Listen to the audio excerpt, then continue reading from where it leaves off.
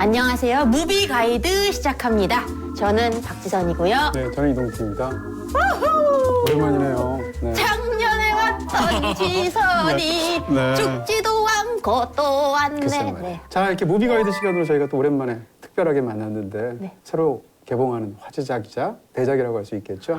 로건입니다. 너무 기다렸습니다. 네, 우리 휴잭맨 오빠의 로건. 그 예고편 보셨어요? 네, 예고편만 굉장히 보고 잘 막 만들었죠. 가슴이 설렜었는데 그렇죠. 예고편 뭐 조회수가 지금 뭐 1억 4천만 뷰라고 하는데 제가 한 300뷰는 제가 했습니다. 그 더블 카운트 안 돼요. 안 돼요? 네, 네. 아무리 혼자 많이 보셔봤자. 네.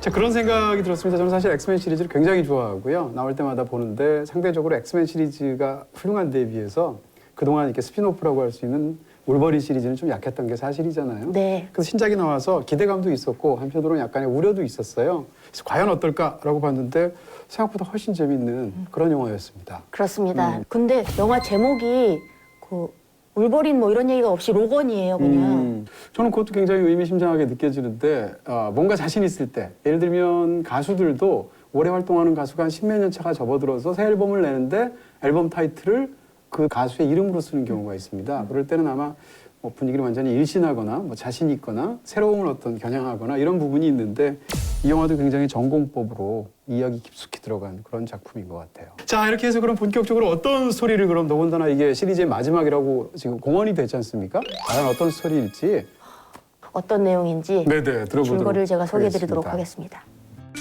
Charles, the world is not the same as it was. 돌연변이들이 점차 사라져가는 가까운 미래. 로건과 엑스맨의 리더 프로페서 X 역시 슈퍼히어로의 능력을 잃어가게 됩니다. 어느 날 What is she? 로건은 자신을 닮은 어린 소녀 로라를 만나게 되죠. Very much like you.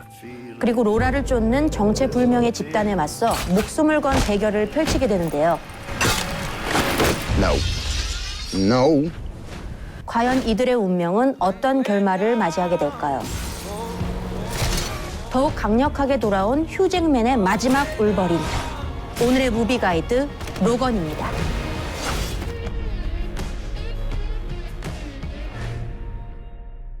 네, 이렇게 해서 스토리를 또 요약을 해주셨는데요. 네, 마지막 말이 멘트가 마음을 울리네요. 휴잭맨의 마지막 울버린.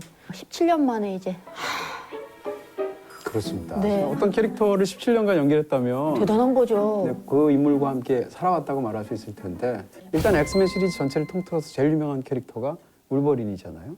그런 면에서 그 스피노프 시리즈의 마지막이라는 면은 사실 과연 이야기가 어떻게 끝날까 이런 궁금증이 있죠. 이 캐릭터가 굉장히 흥미로운 부분이 있어요. 이야기 속에서.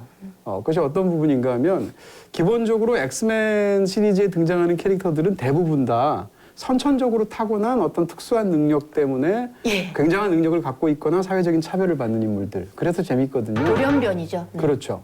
근데 이 울버린이라는 캐릭터는 양쪽이 다 있는 거예요. 한쪽으로는 실제로 타고난 뮤턴트의 직성이 있고 또 한쪽으로는 어떤 과학기술의 희생양이 되어서 웨펀 X가 되어서 시리즈를 보시게 되면 그렇게 해서 아담한티움을 이식받은 거거든요. 그러니까 다시 말해서 만들어진 특수한 능력도 있고 타고난 특수한 능력 사이에서 있는데 이것은 사실은 다른 엑스맨 캐릭터들에서 보기 힘든 경우죠. 그런 면에서 흥미롭다라는 거고 또 한 가지는 이 울버린이라는 캐릭터의 드라마적인 핵심은 고독감입니다. 쓸쓸함. 네, 내가 사랑하는 사람은 다 죽어. 뭐 이런 대사들이 영화 속에 나오게 되고 그러면서 이제 고독하게 떠도는 그런 캐릭터인데 그리고 죽는 것도 자기 손에 막 죽잖아요. 그러니까요. 네, 얼마나 그게 참. 그러니까 자책감 같은 것, 네. 죄책감 같은 게 굉장히 중요한데 그게 이제 이 영화의 테마로 작용하게 되는 것이고요. 그렇게 해서 세상을 믿지 않게 되고 자기가 했던 짓에 대해서도 죄책감을 가지는 캐릭터가 이제 은퇴해버리는 거죠. 그 나이가 너무 들어버리는 거죠. 그랬을 때 과연 어떤 일이 벌어지는가를 드라마적으로 아주 진진하게 다룬다고 얘기할 수 있을 것 같고요. 저한테는 가장 흥미로운 게 이렇게 몸을 벗었을 때 등 같은 게 흉터로 뒤덮여 있는 거예요. 네. 근데 원래 울버린은 흉터가 없거든요. 왜냐하면 힐링 팩터가 있으니까. 그 예전에는 막 원자 폭탄 맞았는데도 막 그러니까. 다시 막 괜찮아지잖아요. 네. 근데 그런 것도 자연 속에서 당연히 노화 현상이 있으니까 이제는 치유가 100%안 되는 거죠. 그래서 흉터가 막 남게 되는데 그걸 보면서 저는 저건 폭력의 역사가 등에 새겨진 게 아닌가? 이런 생각이 드는 거예요. 근데 그 수많은 그 상처들은 사실은 자기가 싸우고 남을 살생하고 반대로 자기가 공격을 받고 그러는 과정에서 생긴 것들이 이전처럼 다 치유가 되어버리면 문제가 없어요. 왜냐하면 잊어버릴 수 있잖아요. 근데 그것이 계속 폭력의 역사로 몸에 새겨진 사람은 거기에 대해서 죄책감을 잊을 수가 없겠죠. 그것이 이 영화의 어떤 핵심적인 테마로 중반 이후에 풀린다. 그리고 말씀하신 것처럼 한 캐릭터를 17년간 이제 휴잭맨이라는 굉장히 이제 이미지도 좋잖아요. 거기다 지한파잖아요. 한국 좋아하죠. 그러시죠? 네. 네. 그래서 사실 휴잭맨님을 더 좋아하는 것도 있어요. 우리 그 한국에 있는 이 영화 팬들이 네. 친한이니까 네. 막 따님한테 한복도 입히고 막 그러더라고요. 뭐 그런 부분도 분명히 있겠죠. 근데 이 휴잭맨이라는 배우 자체가 저도 한 20여 년 본 느낌으로는 사람이 참 선한 사람인 것 같아요. 아니 뭐 지인이세요? 뭐 잘 알고 보면 압니다. 그래요? 선한 사람이시잖아요. 아, 예, 그렇죠. 네네네. 휴잭맨은 그 배우가 갖고 있는 고유한 선량한 느낌이 있는데 그 사람이 또 맡아서 연기하는 울버린이라는 캐릭터는 야수 같은 캐릭터거든요. 이 접점 사이에서 굉장히 묘한 부분이 있어서 그게 17년간 이어져 왔던 게 아닌가 그런 싶은 생각들이 드는 거죠. 일단 이 영화를 만든 감독이 이제 제임스 맨골드 감독인데 아이고 우리 네. 맨골드 형님. 네. 이름에 벌써 골드가 네, 들어가잖아요. 맨골드 형님. 네. 근데 흥미로운 것은 제임스 맨골드의 이전 이력과 이번 영화가 관련이 있다는 거예요. 두 가지 측면에서. 하나는 예고편을 보시면 누구나 다 생각나는 그 자니 캐시의 노래가 있습니다. 헐트. will let you down. I will make you hurt.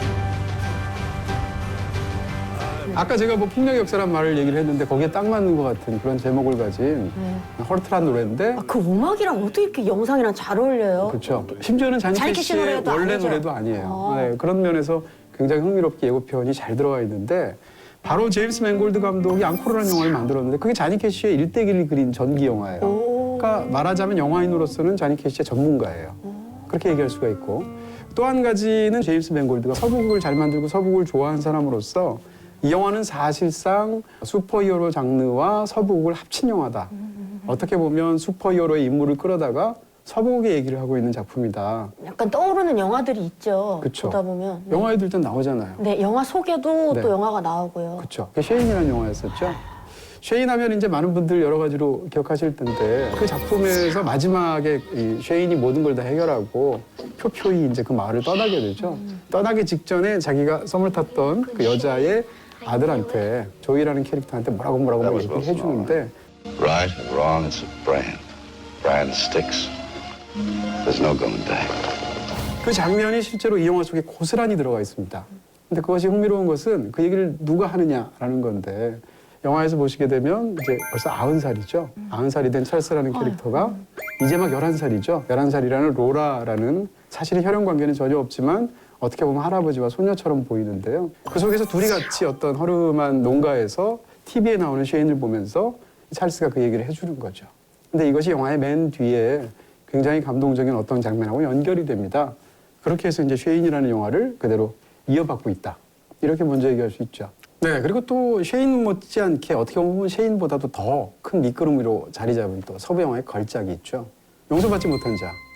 클린트 이스트우드의 작품인데. 이스트우드. 네. 근데 이 영화의 기본 이야기가 뭔가 하면 과거에 은행 강도 짓도 하고 이런 나쁜 짓을 많이 했던 무법자였던 사람이 그 총잡이가 늙어버린 거예요. 그래서 이제 나름 이 전원 속에서 살고 있는데 그러다가 돈이 궁핍해지고 이런 상황 속에서 누군가가 찾아왔었던 새로운 인물을 맡게 되는데 그 과정에서 자기가 저질렀던 수많은 살생들이라든지 이런 것들에 대한 죄책감, 반성, 그러면서도 자기 앞에 왔던 그 임무를 수행하기 위해서 길을 떠나면서 벌어지는 어떤 이야기들, 이런 것들을 담아내고 있는 작품이거든요. 지금 말씀드린 얘기는 사실상 이 영화의 구성하고 굉장히 비슷하죠. 그러네요. 네, 네. 그런 측면에서 본다면 주제적인 핵심은 이 만든 사람들이 감독이든 아니면 또 휴잭맨이든 용서받지 못한 자, 그리고 그 속에서 등장하는 클린트 이스트우드 캐릭터하고 아마 이렇게 연관 속에서 생각하지 않았을까 싶고요. 그런 어떤 짙은 회한, 그럼에도 불구하고 내 앞에 지금 다가온 이 임무를 수행하고야 말겠다라는 뒤로 가면서 점점 그렇게 확신을 가지게 되죠. 냉소적인 사람이.